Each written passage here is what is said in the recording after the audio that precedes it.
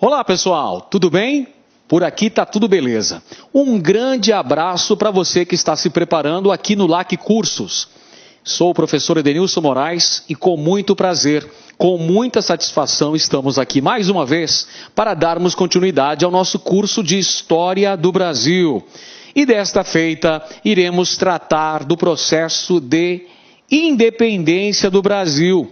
Iremos analisar de maneira pormenorizada de que forma foi processada a emancipação política do Brasil, isto é, a nossa separação política em relação ao governo português. Perfeito, então, meus amigos. Vamos então começar analisando o chamado período joanino. O período joanino, que vai de 1808 até 1821, é fundamental para se compreender toda a formação deste processo histórico. Afinal de contas, foi durante o período joanino que ocorreram grandes transformações políticas, econômicas, sociais e culturais no Brasil que contribuíram para sedimentar o caminho rumo à nossa independência política. O período joanino é o contexto histórico em que a corte portuguesa esteve instalada no Brasil, mais precisamente na capital do Brasil, o Rio de Janeiro. Esse período, como já dissemos, começa em 1808 e se estende até 1821. É a transferência da corte portuguesa para o Brasil. Essa transferência ocorre dentro do contexto das chamadas guerras napoleônicas e, mais precisamente, decorrência da decretação do bloqueio continental, que foi aquela proibição do imperador francês do comércio entre a Inglaterra e as demais nações do continente europeu. Portugal, como não aderiu ao bloqueio continental, por ter intrínsecas relações econômicas com a Inglaterra, teve o seu território invadido. Antes da invasão francesa em Portugal, ocorreu a transmigração da corte portuguesa para o Brasil, escoltada pela Marinha de Guerra britânica. Perfeito?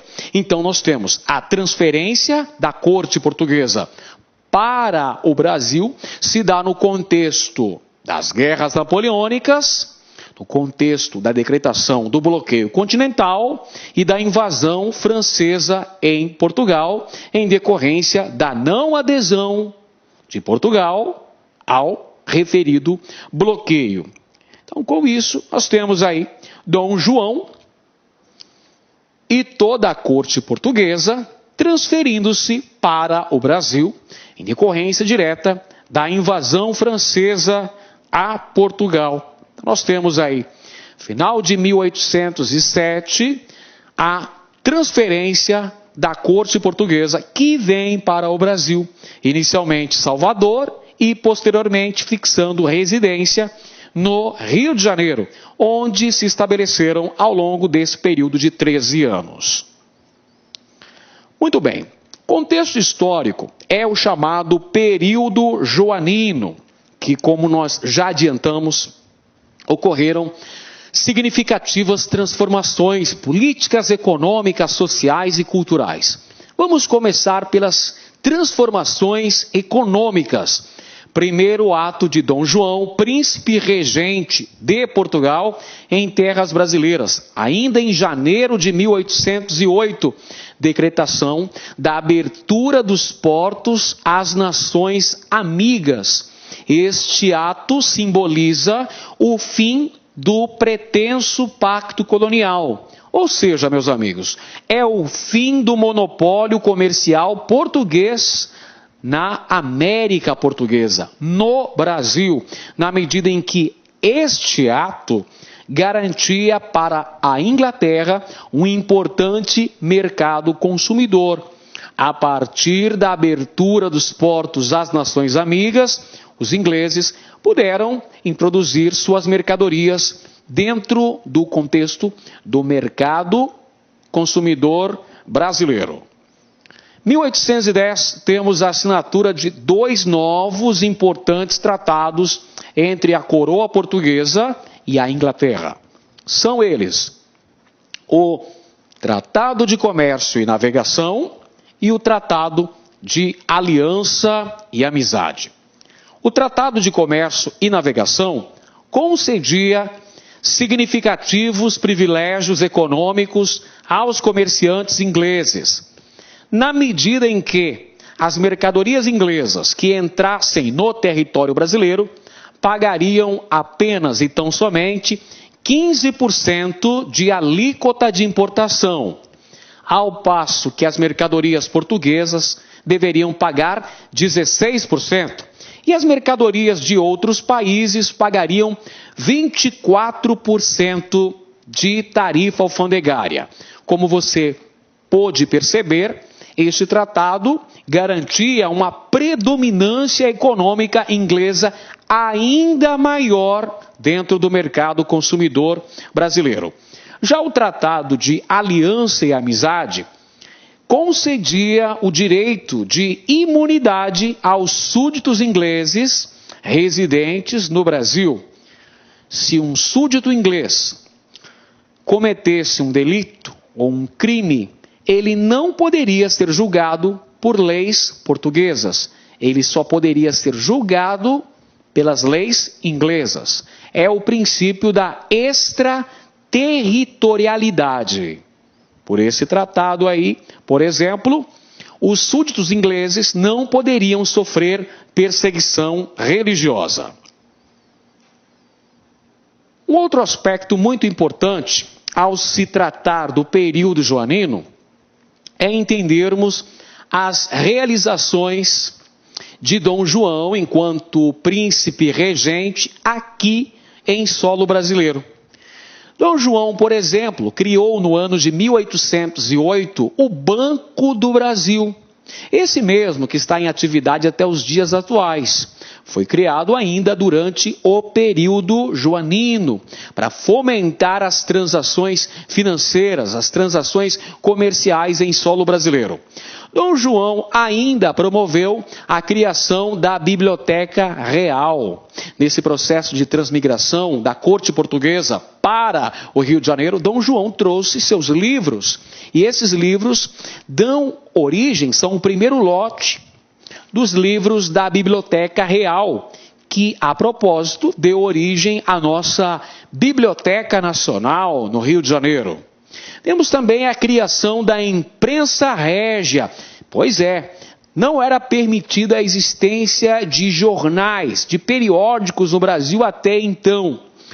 Dom João criou a imprensa régia, que seria uma espécie de imprensa oficial para tornar público os decretos do príncipe regente de Portugal. Temos ainda a criação da Academia Militar, a criação do Jardim Botânico no Rio de Janeiro e a criação de 2 escolas de medicina. Uma em Salvador, a antiga capital da América Portuguesa, e a outra no Rio de Janeiro, a época capital do Brasil. Dom João também criou escolas de belas artes. Dom João, ele promoveu calçamento das ruas do Rio de Janeiro, drenou pântanos, construiu alguns edifícios públicos, enfim.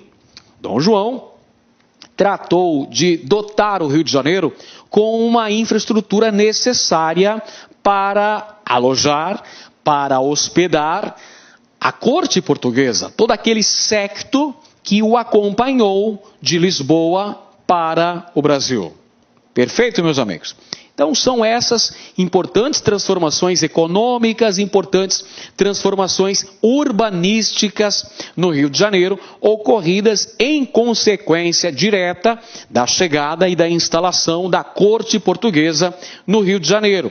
É claro que nós temos uma série de consequências importantíssimas do período joanino. Por exemplo, meus amigos, nós temos a importação de vários hábitos, de vários costumes diretamente da Europa que vão ser assimilados pelas camadas dominantes no Rio de Janeiro. Hábitos de ir ao teatro, de frequentar museus, de frequentar bibliotecas. Esses hábitos requintados, claro, eram uma exclusividade dos grupos dominantes. Isso, por sua vez, levou a uma elevação substancial do custo de vida no Rio de Janeiro. Uma outra consequência importante do período joanino foi o crescimento populacional, sobretudo do Rio de Janeiro, que passou por um processo de urbanização, como já foi mencionado em nossas aulas. Aqui em nossa aula de hoje, especificamente, falamos que quando a corte portuguesa se instalou no Rio de Janeiro, é claro que o Rio de Janeiro ainda não era dotado de uma infraestrutura necessária, uma infraestrutura mínima para receber a corte portuguesa. É por isso que Dom João, ele confiscou os melhores edifícios, as melhores residências, foram confiscadas pelo príncipe regente para abrigar todos os nobres que vieram com Dom João para o Brasil. Dom João promoveu uma adequação da característica urbana da cidade do Rio de Janeiro. E é lógico que isso demandou muito investimento. E esses investimentos vinham de onde? Vinham, evidentemente, dos impostos. Então nós temos uma elevação dos impostos justamente no sentido de financiar as enormes despesas dessa corte portuguesa, para financiar também as construções no Rio de Janeiro, a modernização da cidade do Rio de Janeiro, bem como as guerras que Dom João empreendeu. Dom João ainda promoveu a distribuição de títulos nobiliárquicos. Esses títulos eram comprados, eram adquiridos por elementos da oligarquia brasileira. E são justamente esse comércio de títulos de nobreza que vão ajudar o Banco do Brasil a conseguir capital, a conseguir dinheiro para se autossustentar. E ainda temos a criação de inúmeros cargos públicos, no sentido de ocupar os nobres que vieram com Dom João para o Rio de Janeiro. Em 1815, meus amigos, temos uma transformação política importantíssima. Vamos acompanhando aqui o decorrer de nossas aulas. 1808, você viu, foi o ano da chegada da corte portuguesa ao Rio de Janeiro. Isso já simboliza um avanço em direção ao processo de independência do Brasil. Afinal, o Brasil deixava de ser uma colônia portuguesa, porque ali, em 1808, com a abertura dos portos às nações amigas, o que nós tivemos? Nós tivemos o fim do pacto colonial, a extinção do exclusivo metropolitano, perfeito? 1815 nós temos uma outra atitude importante tomada por Dom João aqui no Brasil, que foi a elevação do Brasil à categoria de Reino Unido. Esse é outro passo importantíssimo em direção à nossa soberania política. O Brasil deixou definitivamente de ser colônia portuguesa. Elevação do Brasil à categoria de Reino Unido, de Portugal, Brasil e Algarves. Esta atitude foi tomada por Dom João no sentido de legitimar a presença da corte portuguesa no Brasil, naquele contexto histórico em que eram assinados os acordos de paz após as guerras napoleônicas. Os países que haviam derrotado a França, haviam derrotado o Império Napoleônico, se reuniam na cidade austríaca de Viena. Inglaterra, Áustria, Rússia e Prússia, os países que formariam a chamada Santa Aliança. Então, para legitimar a presença da corte portuguesa no Brasil, Dom João elevou o nosso país à condição de Reino Unido. Perfeito? Então, nós podemos sintetizar tudo isso, este fato, ocorrido em 1815, como o Rio de Janeiro, tornando-se a capital, a sede administrativa do Império Português. É outro fato muito importante. Temos ainda outro evento significativo ocorrido durante o período joanino, a chegada da missão artística francesa ao Rio de Janeiro. Os pintores da corte de Napoleão, que passaram a ter dificuldades até de conseguir novos empregos em razão da derrota de Napoleão, o fim do Império Napoleônico.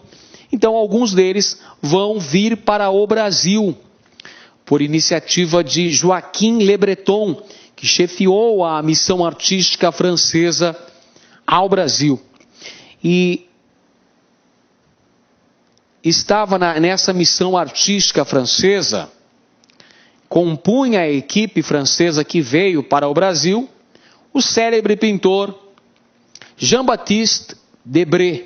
Debré, então, vem para o Brasil e faz brilhantes obras que ilustram cenas do cotidiano do Brasil. Em relação à política externa, Dom João, ele adotou a seguinte característica: invadiu a Guiana Francesa e anexou a província Cisplatina. Dom João invadiu a Guiana Francesa como uma represália em razão das tropas francesas lideradas pelo general Junot terem invadido Portugal. Então, Portugal resolveu dar o troco, invadindo e anexando a Guiana Francesa, que foi devolvida posteriormente, em 1817. E também, em 1816, ocorreu a invasão e a anexação da Banda Oriental, que passou a se chamar Província Cisplatina, que é o atual Uruguai. Em relação à política interna, Dom João promoveu a violenta repressão à Revolução Pernambucana, tema que nós estudamos em nossa aula anterior. A Revolução Pernambucana, que foi o último movimento emancipacionista ocorrido na América Portuguesa antes da concretização de nossa independência política. Pois é, a Revolução Pernambucana de 1817 aconteceu dentro do contexto joanino e Dom João enviou tropas para Pernambuco no sentido de reprimir de forma exemplar este movimento. Um outro acontecimento político, e este sim, com ligações intrínsecas com a independência do Brasil, foi a Revolução Liberal do Porto, ocorrida em 1820. Esta revolução foi liderada pela burguesia comercial portuguesa, que, insatisfeita com aquela situação de ver a corte portuguesa instalada no Rio de Janeiro, a elevação do Brasil à categoria de Reino Unido, organiza um movimento revolucionário que tinha como principais objetivos o retorno de Dom João VI, agora já Dom João VI, porque ele foi coroado no Brasil como rei de Portugal após a morte de sua mãe, Dona Maria I, a Louca. Dom João foi coroado no Rio de Janeiro, então ganhou o título de Dom João VI. Pois bem, a Revolução Liberal do Porto foi este movimento que exigia, não pedia, exigia o retorno da corte portuguesa para a Europa. Exigia também o retorno do Brasil ao seu status de colônia. Queriam, portanto, a recolonização do Brasil. Eles desejavam o restabelecimento do exclusivo metropolitano, o chamado Pacto Colonial. E desejavam também estabelecer uma constituição para Portugal.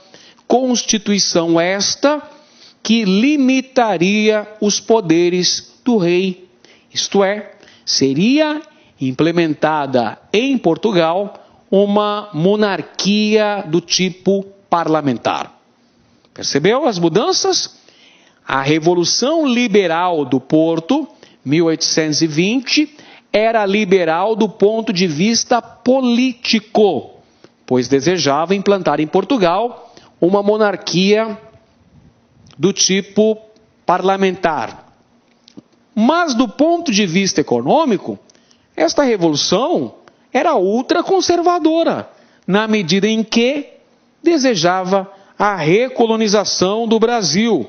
Então é em decorrência dos eventos que foram consequência direta da Revolução Liberal do Porto que vai ser pavimentada a independência do Brasil, como nós veremos agora. Em 1821, numa consequência direta da Revolução Liberal do Porto de 1820, que exigia o retorno de Dom João VI para a Europa, a corte portuguesa retorna para Portugal. Entretanto, o príncipe regente, o herdeiro do trono português, Dom Pedro, permanece no Brasil. Então perceba, a Revolução Liberal do Porto exigiu o retorno imediato da corte portuguesa para a Europa. A corte retorna, mas o primogênito de Dom João VI, Dom Pedro, permanece no Brasil na condição de príncipe regente. Então aí, gente, consequência direta da Revolução Liberal do Porto, o retorno da família real a Portugal. Esta cena de Debré retrata as pessoas se despedindo da corte portuguesa no porto do Rio de Janeiro. Então aí, lá na Europa, lá em Portugal, começam então as reuniões das cortes portuguesas no sentido de se estabelecer uma constituição limitando os poderes do rei Dom João VI. No contexto das sessões desta Assembleia, que foram as cortes portuguesas, começaram a ocorrer confrontos envolvendo os deputados portugueses e os deputados representantes do Brasil, ou seja, os deputados brasileiros. Qual a razão desses confrontos? Os deputados portugueses defendiam que o Brasil deveria ser recolonizado, que o Brasil deveria retornar à condição de colônia. Então isso gera um atrito muito sério envolvendo os deputados lusitanos e os deputados brasileiros. Para se entender o processo de independência do Brasil, é de fundamental importância também internalizar as características da regência de Dom Pedro, porque Dom João VI retornou para Portugal, mas deixou o seu primogênito aqui no Brasil. Então a fase que vai de 1821 até 1822 é a chamada regência de Dom Pedro. As cortes portuguesas, reunidas para aprovar uma nova Constituição, uma Constituição que iria limitar os poderes do rei, exigiam o retorno de Dom Pedro para Portugal. Por que razão? Porque sabiam que para consolidar seu projeto de rebaixar o Brasil à condição de colônia, precisavam necessariamente do retorno de Dom Pedro para Portugal, porque Dom Pedro, residindo no Brasil, representaria uma ameaça a esse projeto conservador português. O desejo, portanto, era o de recolonização do Brasil, o que vai ter nas elites brasileiras um foco de oposição. É evidente que as elites brasileiras, que haviam conquistado uma série de privilégios políticos e econômicos ao longo do período joanino, podendo estabelecer o livre comércio a partir da abertura dos portos em 1808, eram diametralmente opostas a estas proposituras, a este projeto de recolonização do Brasil. E essas elites, portanto, vão se unir, vão se aglutinar em torno do príncipe regente, exigindo que ele permanecesse no Brasil, e exigindo também que ele liderasse o processo de emancipação política brasileira. Então, diante desses fatos ocorridos, no dia 9 de janeiro de 1822, ocorreu o célebre Dia do Fico, quando, apoiado pelas elites coloniais brasileiras, Dom Pedro, o príncipe regente de Portugal, anunciou o seu desejo de permanecer no Brasil, contrariando as ordens das cortes portuguesas. Quando ele teria pronunciado aquela famosa frase: "Se é para o bem de todos e felicidade geral da nação, diga ao povo que fico." Teriam sido essas as palavras proferidas pelo príncipe regente Dom Pedro. É o famoso Dia do Fico, 9 de janeiro de 1822. Um outro ato importante de Dom Pedro no Brasil foi o decreto do Cumpra-se, em maio de 1822. Professor Edenilson, o que especificamente foi tal decreto? Bem, eu respondo para você que esse decreto do Cumpra-se foi uma medida adotada por Dom Pedro, assegurando que as leis portuguesas só teriam validade no Brasil com a anuência, ou seja, com a aprovação do príncipe regente Dom Pedro. Então esta foi mais uma cartada importante dentro desse jogo político rumo à independência do Brasil. Então são fatos significativos. Primeiro, o anúncio da permanência do príncipe Dom Pedro no Brasil, em janeiro de 1822.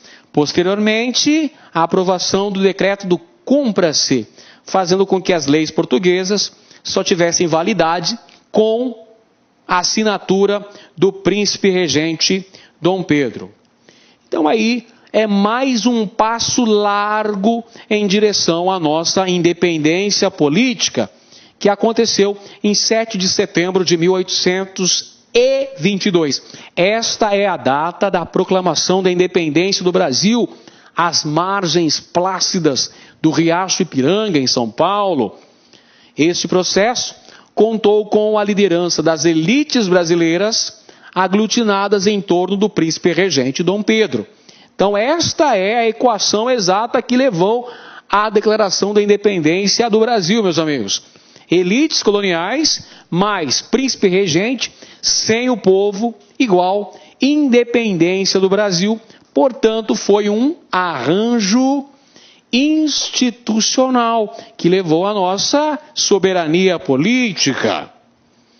As cortes portuguesas vão lançar um ultimato para o príncipe Dom Pedro, exigindo que ele retornasse para Portugal. Aí, em setembro de 1822, vai acontecer a ruptura definitiva entre a América Portuguesa, que vai passar a ser um estado independente, e a sua antiga metrópole, Portugal. Consequência da declaração da independência do Brasil foi a adoção da forma monárquica de governo, meus amigos. O Brasil, após a sua independência, que foi no ano de 1822, acaba adotando a monarquia como forma de governo. Fato que garantiu a preservação da integridade territorial brasileira e a manutenção da ordem social. Isto é muito importante. Se você fizer uma análise comparativa entre os processos de independência da América Espanhola e da América Portuguesa, verá que existem algumas semelhanças, mas também existem muitas diferenças. A semelhança nós podemos dizer que, nesses dois casos, a liderança do processo foi da elite colonial. No caso aqui da independência da América Portuguesa, as elites brasileiras lideraram esse processo juntamente com o príncipe Dom Pedro. No caso da independência da América Espanhola, nós tivemos a elite crioula, que liderou o processo de emancipação política. Mas nós temos sensíveis diferenças.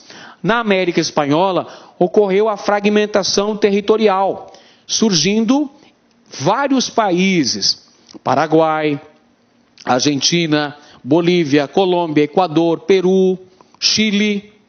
O Brasil, a América Portuguesa, permaneceu íntegra do ponto de vista territorial.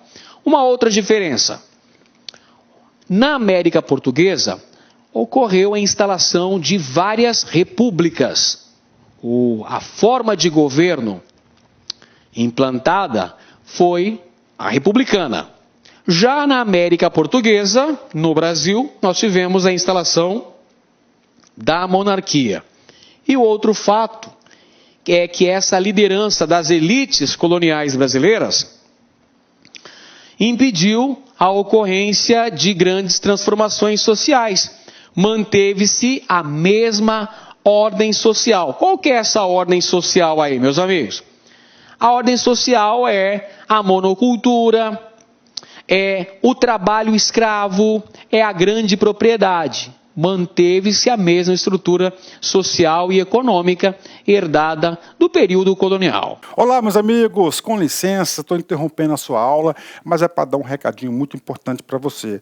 Ah, professor, aonde que está, professor, o PDF dessa videoaula? Gente, atenção, o PDF dessa videoaula, ela se encontra lá no nosso site, né? Lá com o curso, tem um link aqui embaixo da aula, né?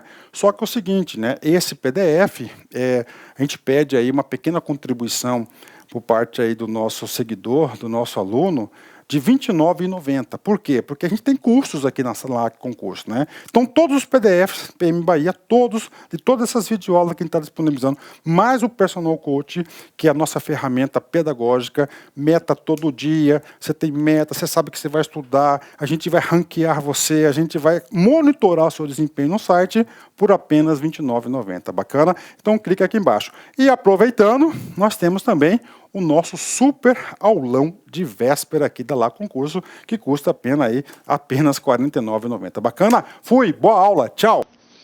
Bom, nesta imagem aqui de François Moreau, nós temos Dom Pedro sendo representado como um líder popular, a população recebendo aqui o príncipe como um grande herói, como aquele que promoveu a independência do Brasil. É claro que esta é uma imagem idealizada, mostrando Dom Pedro como um grande herói nacional.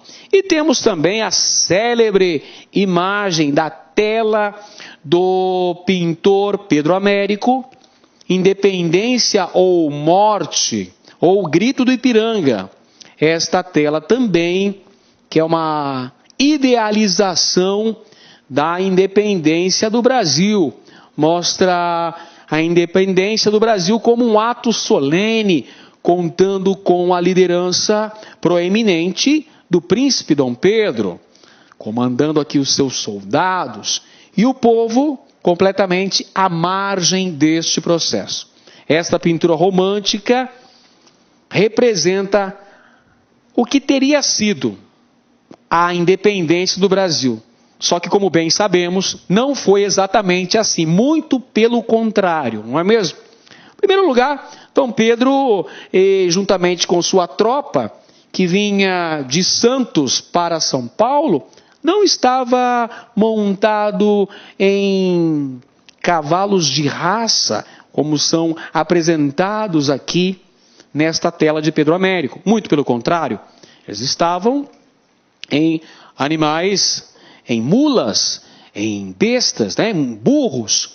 Evidentemente que uma cena não tão heróica, vamos dizer assim.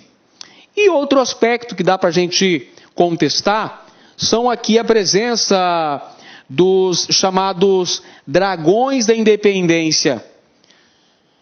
Este corpo militar, à época, nem existia.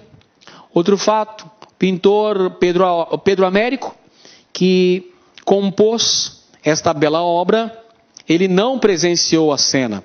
Esta tela foi realizada cerca de 60 anos depois do ocorrido. Portanto, esta é uma imagem idealizada do que teria sido a independência do Brasil. As margens plácidas do riacho Ipiranga, quando a liberdade brilhou no céu da pátria em raios fúlgidos. Que beleza! Dezembro de 1822, meus amigos, aconteceu a coroação de Dom Pedro. Dom Pedro foi aclamado e em 1822, no mês de dezembro, ocorreu a sua coroação com o título de Defensor Perpétuo do Brasil. Eis aqui a cena do momento histórico da coroação de Dom Pedro I, o primeiro imperador do Brasil. Esta tela composta pelo pintor francês Debré. Bom, vamos analisar agora as principais consequências da independência do Brasil. O Brasil alcançou a sua tão sonhada soberania política. Entretanto, manteve-se dependente do ponto de vista econômico, agora em relação à Inglaterra. Um outro fato preponderante que você deve assinalar aí no seu caderno são a manutenção das estruturas coloniais, a manutenção da estrutura social e da estrutura econômica que vinha lá desde o período colonial. Que estrutura é essa, professor? Bom, essa estrutura é monocultura, cultivo de um produto visando o mercado externo, chamada agroexportação, utilização de mão de obra escrava em grandes latifúndios, grandes propriedades de terra. Perfeito, meus amigos? Portanto, a independência do Brasil, a independência política brasileira, não significou uma independência social, uma sensível melhoria nas condições de vida da maior parte da população. Muito pelo contrário. Afinal, devemos conceber o processo de independência política do Brasil como uma aliança circunstancial. Dom Pedro com as elites brasileiras. Dom Pedro alcançando o título de imperador do Brasil, inaugurando o Império Brasileiro, e as elites mantendo os seus privilégios. Privilégios políticos, privilégios econômicos. Perfeito, meus amigos? Visão da maioria da população brasileira. Então aí está o nosso primeiro imperador, Dom Pedro, que governou o país entre 1822 e 1831. Esse período é chamado de Primeiro Reinado. Uma das primeiras medidas do agora imperador brasileiro, Dom Pedro, foi consolidar o processo de independência do Brasil. Por que consolidar o processo de independência do Brasil? Porque em algumas regiões brasileiras, militares e comerciantes portugueses se recusavam a reconhecer o definitivo rompimento entre Brasil e Portugal. Ou seja, não reconheciam a independência brasileira. Nesse caso, ocorreram guerras. Revoltas contrárias à independência do Brasil haviam acontecido na Bahia, no Grão-Pará, no Piauí, no Maranhão e também na província cisplatina. Nessas localidades, os portugueses pegam em armas para tentar evitar a separação definitiva do Brasil em relação a Portugal. Para isso, Dom Pedro teve que contratar soldados mercenários, principalmente mercenários ingleses, como o Lord Cochrane, que foi justamente contratado no sentido de reprimir esses movimentos contrários à independência do Brasil. Essas guerras duraram alguns meses, perfeito? Contaram com a participação desses soldados, desses militares mercenários, mas tiveram também a participação de elementos das camadas populares no Brasil, como aconteceu na Bahia. E para sustentar essas guerras, que visavam a consolidação da independência do Brasil, é evidente que Dom Pedro teve que elevar de maneira substancial os impostos, gerando aí, evidente, que uma insatisfação da população. Mas, ao final desse processo, ao final de alguns meses, venceu o Brasil. Esses focos de resistência ao processo de independência do Brasil foram derrotados e manteve-se a unidade territorial do país. Portanto, vale dizer para você que nosso processo de independência não foi tão pacífico como alguns costumam apregoar. Ele não foi tão violento quanto as guerras de independência da América Espanhola, mas ele não foi tão pacífico assim. Em regiões específicas do território nacional, como no Grão-Pará, Maranhão, Piauí, Bahia, e também na província cisplatina, que havia sido anexada por Dom João, ocorreram focos de resistência. Inclusive, na província cisplatina é um movimento separatista. A população desta região desejava a sua independência. Alguns membros das elites da província cisplatina desejavam ainda uma anexação da Cisplatina com a Argentina, tentando reconstruir o que no passado foi o outrora vice-reino do Prata. Perfeito? Então, alguns meses de batalhas ocorreram para se consolidar a independência do Brasil. Em relação à província cisplatina, é um capítulo à parte. Gerou desdobramentos importantes que nós ainda vamos tratar na aula de hoje.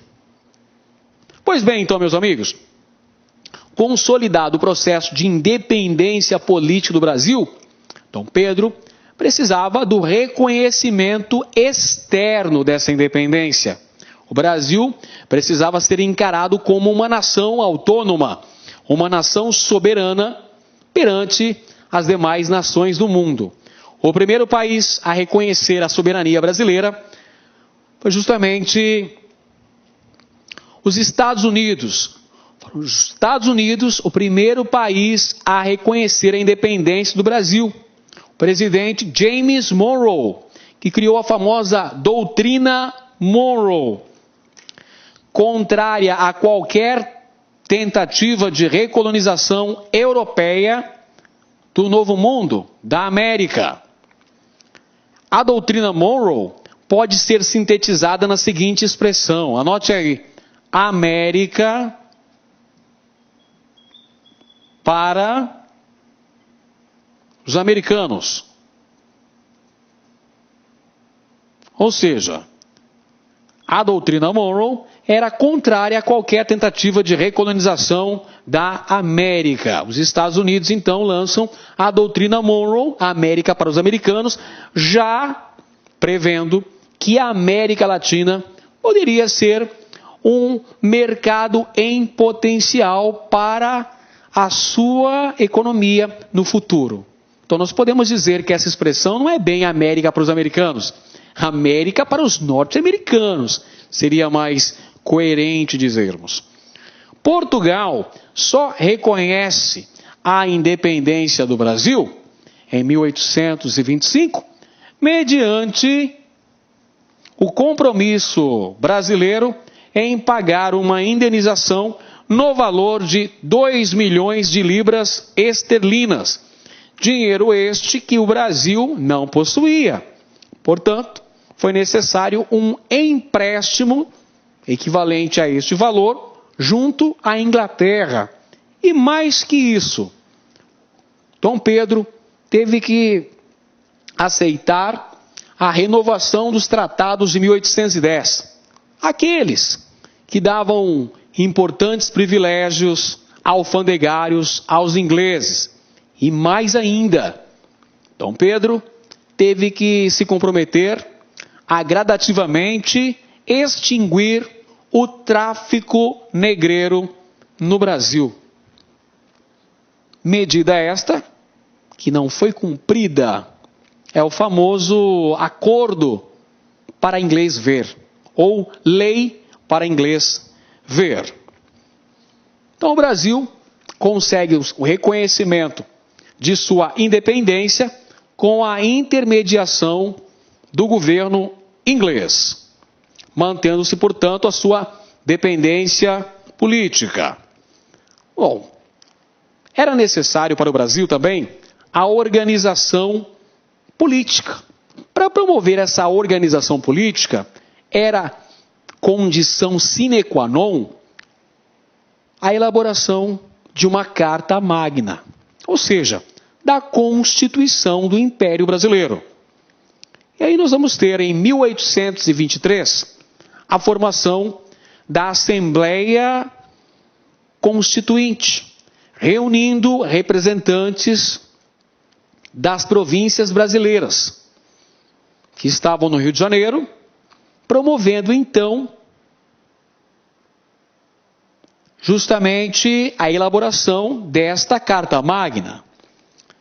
Em 1823 foi lançado um projeto de Constituição, que ganhou o apelido de Constituição da Mandioca. Esse projeto, meus amigos, previa a limitação dos poderes do imperador Dom Pedro I e previa também a exclusão política dos portugueses, na medida em que o voto seria censitário, levando-se em consideração a posse de 150 alqueires de mandioca. Como os portugueses que continuaram no Brasil após a independência eram em sua grande maioria comerciantes, não possuíam terras, logo não teriam 150 alqueires de mandioca. Por que justamente mandioca? Porque a mandioca era a base da alimentação dos escravos. É por esse motivo que este projeto constitucional ganhou o apelido de Constituição da Mandioca. Evidentemente que tal projeto, por propor, primeiro, a exclusão política dos portugueses no Brasil e, principalmente, a limitação dos poderes do imperador Dom Pedro I, claro que este projeto não foi aprovado. Aconteceu a famosa Noite da Agonia, quando as tropas imperiais, a mando de Dom Pedro I, invadiram a Assembleia Nacional Constituinte, prenderam vários deputados, alguns deles chegaram inclusive a ser exilados, e Dom Pedro ordenou que a Assembleia Constituinte fosse sumariamente dissolvida. Então aí nós vamos ter a elaboração da primeira Constituição brasileira. Essa Constituição foi elaborada por Dom Pedro I e por um Conselho de Estado. Anote aí no seu caderno as principais características dessa Constituição. Primeiro ponto, ela foi outorgada, ou seja, essa Constituição foi imposta. Essa Constituição não foi aprovada, votada, promulgada. Muito pelo contrário, ela foi imposta por Dom Pedro em 25 de março de 1824. esta Constituição estabelecia no Brasil uma monarquia constitucional, vitalícia e hereditária. Estabeleceu também o catolicismo oficial, ou seja, o Brasil tinha uma religião oficial, a religião católica.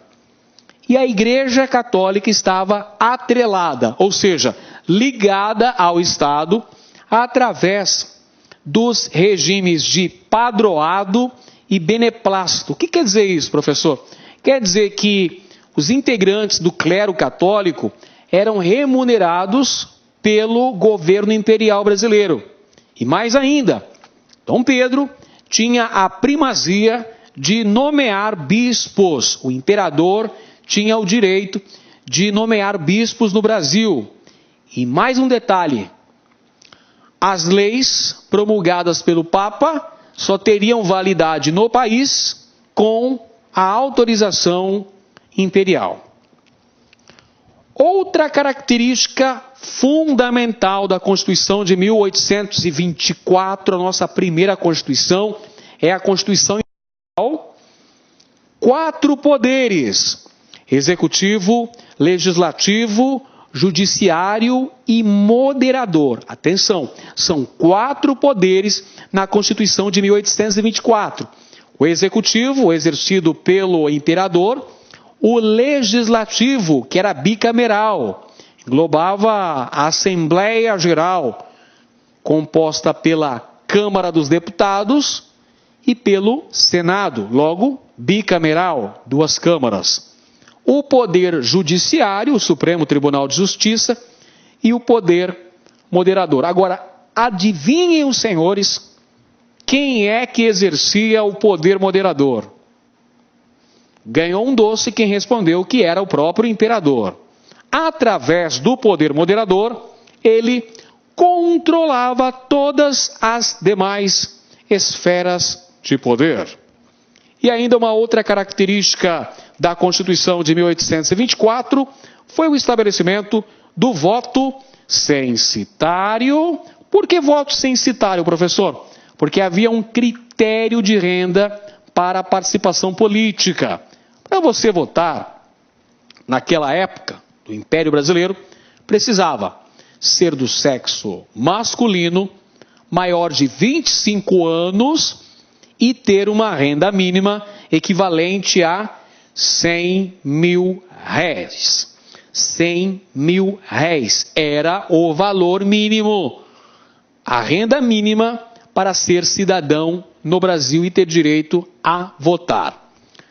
A eleição era indireta porque haviam eleitores de paróquia e eleitores de província. Os eleitores de paróquia que votavam nos eleitores de província, que escolhiam os deputados e senadores, que aliás eram escolhidos com o aval do imperador.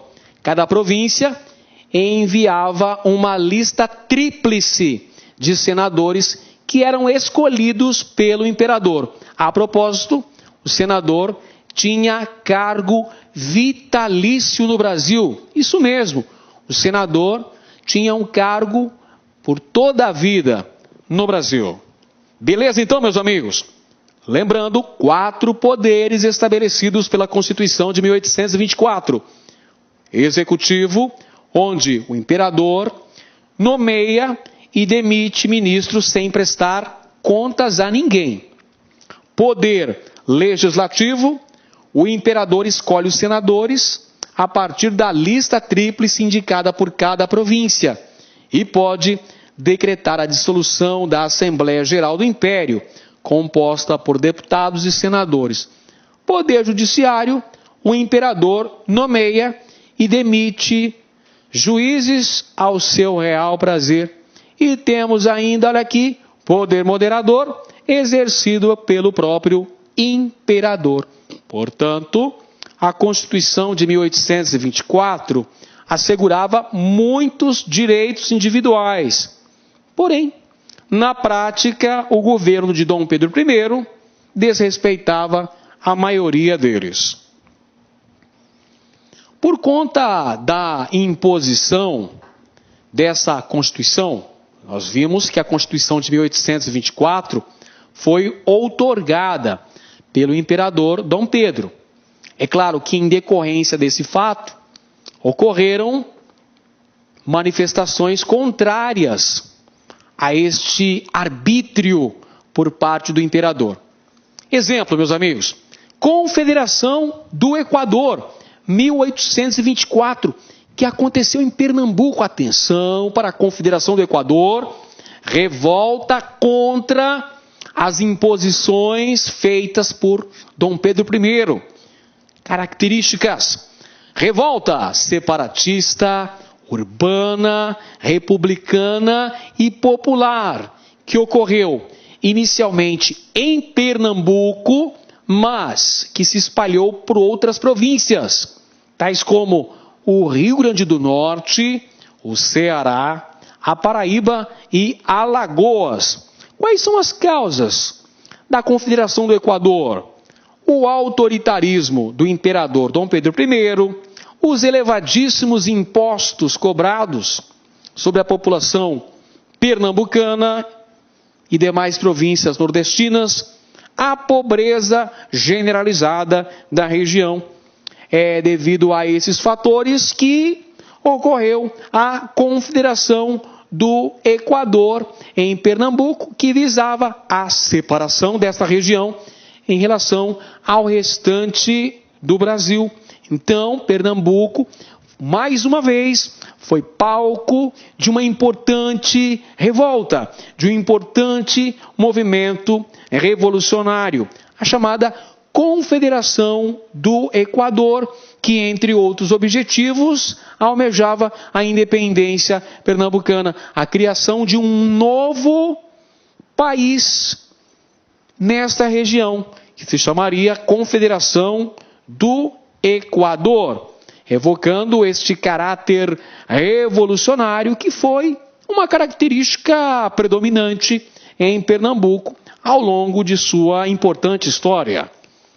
Entre os líderes principais da Confederação do Equador, tivemos Paz de Andrade, Cipriano Barata, que já havia participado de um outro movimento na história do Brasil, a Conjuração Baiana de 1798. Cipriano Barata, que a propósito foi um deputado brasileiro por ocasião da reunião das Cortes em Portugal para o estabelecimento da Constituição Portuguesa. E o Frei Caneca, outro importante membro, outra importante liderança da Confederação do Equador. Frei Joaquim do Amor Divino Rabelo, o famoso Frei Caneca. Dom Pedro, para sufocar esta revolta contra o seu governo, novamente contratou soldados mercenários.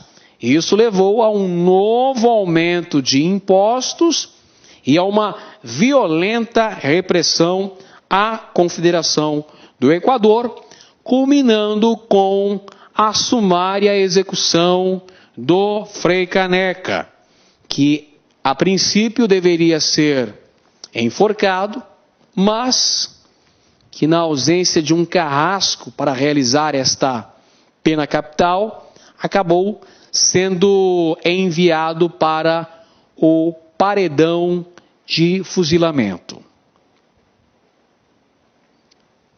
Meus amigos, é claro que todos esses eventos negativos ocorridos ao longo do primeiro reinado contribuíram para um natural desgaste do imperador. Levaram então ao processo de crise do primeiro reinado, que tem uma série de fatores que nos ajudam a compreender este processo histórico. Dentre eles, vamos listar os principais. Dificuldades econômicas, em virtude da queda das exportações brasileiras, dos constantes empréstimos feitos, principalmente para sufocar revoltas e para manter guerras, a crise econômica vivenciada no Brasil, a falta de um produto significativo que pudesse sustentar a nossa balança comercial e as grandes despesas militares. Temos ainda como fator importante que geram esse desgaste natural, esta crise do governo de Dom Pedro I, é o seu autoritarismo.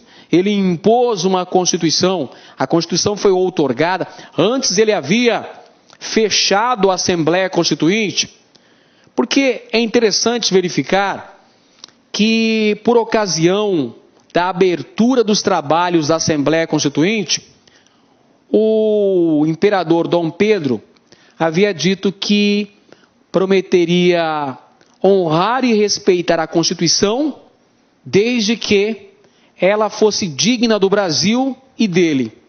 Só nessa expressão, só nessa frase, nós já percebemos claramente as intenções de Dom Pedro, que era evidentemente de estabelecer um poder ultraconservador e centralizado. E foi o que acabou acontecendo.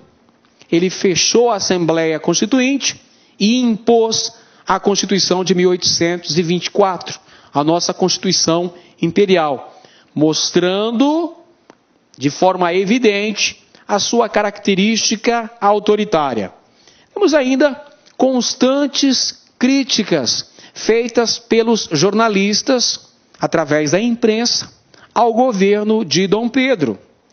Outro fato que leva a esse desgaste do primeiro reinado foi a questão sucessória em Portugal, a partir de 1826, quando morreu o rei de Portugal, Dom João VI, e Dom Pedro I era justamente o herdeiro, o primeiro na linha sucessória. Ele abdica do trono português em favor de sua filha, Dona Maria da Glória, e indica o seu irmão mais novo, Dom Miguel, para ser o tutor de Dona Maria da Glória. Acontece que Dom Miguel usurpou o trono português. Então, para lutar pelos seus direitos políticos, pelos direitos de sua filha, Dona Maria da Glória, Dom Pedro vai ter que ir para Portugal lutar com Dom Miguel para recolocar o trono português a sua filha, Dona Maria da Glória, que à época tinha 6 anos de idade. Então, pessoal, essa questão sucessória em Portugal gerava um medo por parte das elites brasileiras, porque, veja, Dom Pedro I era herdeiro do rei de Portugal, Dom João VI. Então, havia a possibilidade de Dom Pedro I promover uma nova união entre o Brasil e Portugal, se tornar o rei de Portugal e, por extensão, imperador do Brasil.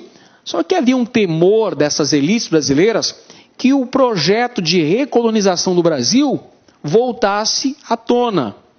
Então gera um atrito com uma elite nacional, denominado de Partido Brasileiro. Outro fator também muito importante que gera essa insuportável instabilidade política do primeiro reinado foi a Guerra da Cisplatina, que levou à independência do Uruguai, entre 1826 e 1828. Como já dissemos, a Banda Oriental, ou província Cisplatina, foi anexada por Dom João ainda no período joanino. Entretanto, este território nunca se sentiu com ligações sociais, políticas ou históricas com o restante do Brasil e sempre reivindicou a sua soberania política. Inclusive, parte da elite da província Cisplatina era simpática à ideia de uma união com a Confederação Argentina. Para impedir isso, Dom Pedro, evidentemente, vai mobilizar o exército brasileiro, novamente vai contratar soldados mercenários para tentar manter a Cisplatina sob o domínio brasileiro. Consequência de tudo isso, gente, vai ser a intervenção da Inglaterra na Guerra da Cisplatina.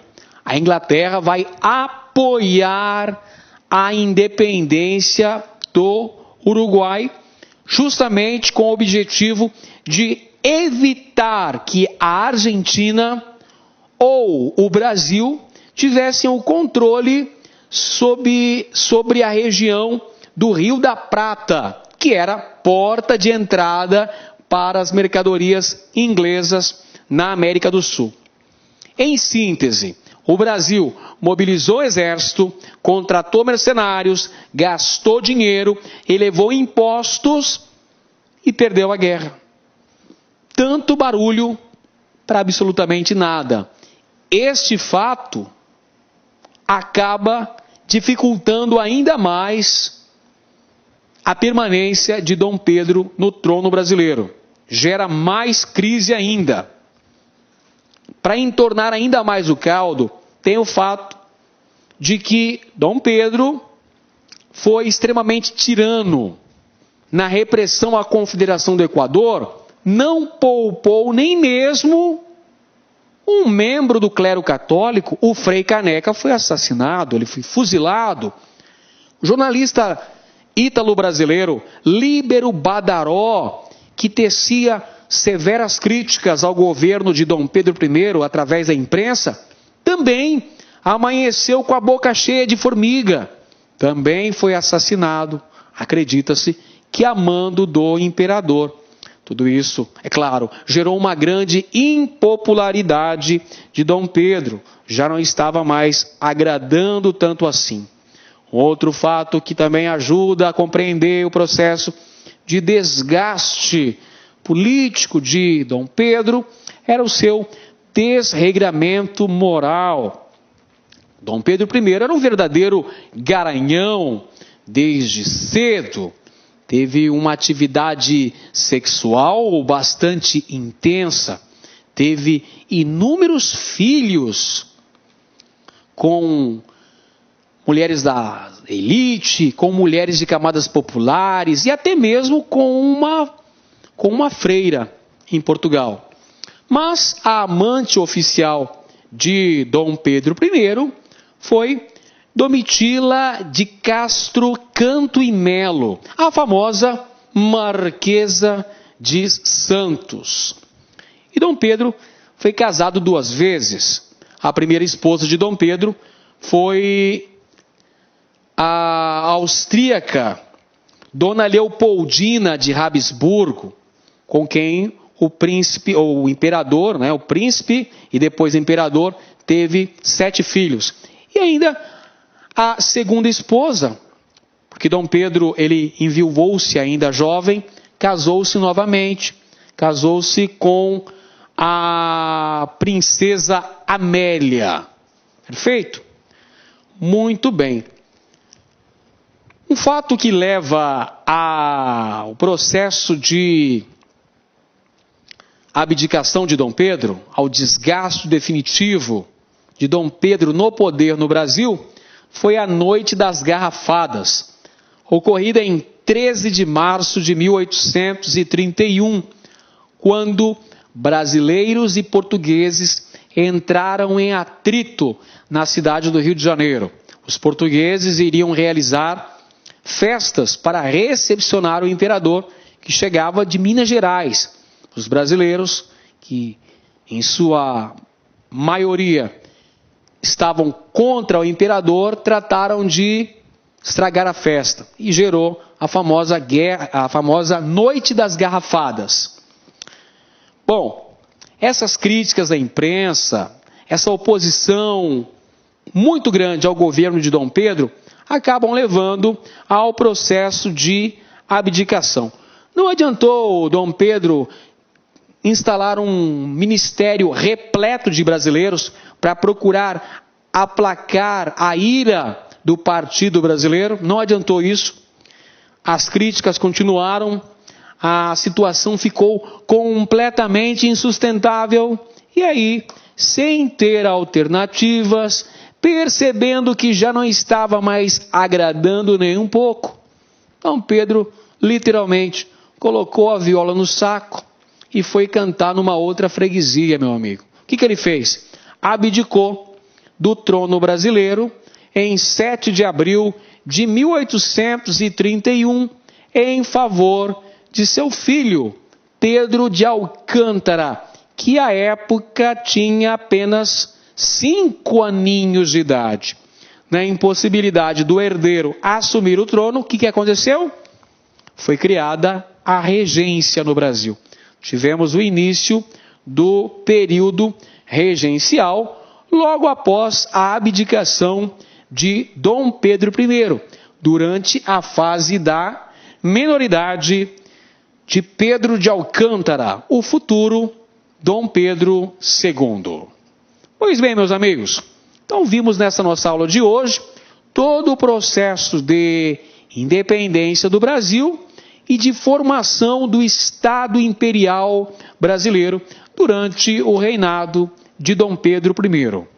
Espero que tenham gostado, espero que nessa aula nós tenhamos alcançado os objetivos e que ela tenha sido bastante produtiva para os senhores.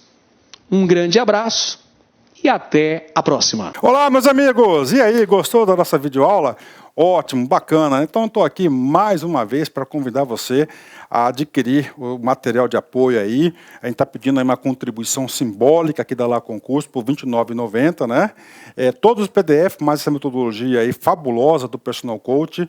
Eu vejo que muitos alunos não conseguem ter alta performance porque não conseguem elaborar um plano de estudos, né? Uma sequência coerente, prioritária. Ele vai se perdendo no conteúdo. Então, o Personal Coach vai te ajudar bastante nisso por apenas R$ 29,90. E claro, a chamada daquela cerejinha do bolo que vai coroar a sua preparação para esse concurso inédito aqui da PM Bahia. O nosso super aulão de véspera, tá? Aqui estão os professores aqui, já estão todos eles contratados, combinei com todo mundo já, 30 horas, né?